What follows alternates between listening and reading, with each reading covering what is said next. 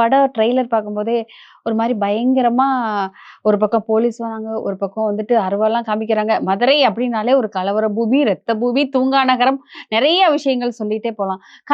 படத்தோட கதைக்களம் பார்த்தா வந்துட்டு, நெறைய ஏதோ ஒரு கொலை, ஏதோ ஒரு மர்டர், ஏதோ ஒரு ரவுடிசம், ஏதோ ஒரு என்ன சொல்றதுன்னா, ஒரு போராட்டத்துக்கான கதை அப்டிங்கிற மாரி தெரியுது. எத எத பேஸ் பண்ணி அதுல போயிருக்கீங்க ரொம்ப நீங்க? சந்தோஷம். முக்காவாசி தொட்டுட்டீங்க.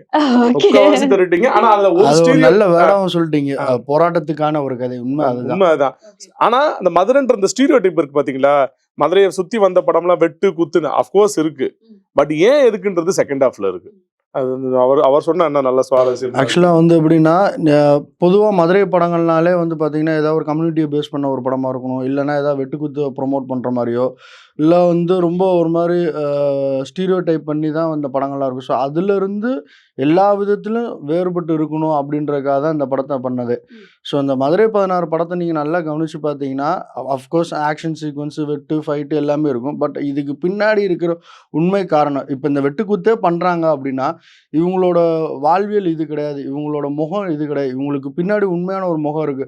அந்த உண்மையான முகம் பல வழிகள சந்திச்ச பிறகு, இந்த சமுதாயத்துல தன்னை வந்து அடையாளப்படுத்திக்கிறதுக்கான இன்னொரு முகமா தான் நீங்க சொன்ன அந்த வன்முறை காட்சிகள் இது எல்லாமே இருக்கு. இன்னொன்னு இந்த படத்துல மூலமா ஒரு ஸ்டேட்மெண்ட் என்ன வைக்கிறோம்னா, வன்முறை அப்படின்றது வெறும் வெட்டுக்குத்து கிடையாது.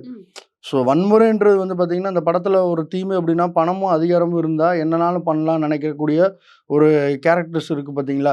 அதுதான் வன்முறை.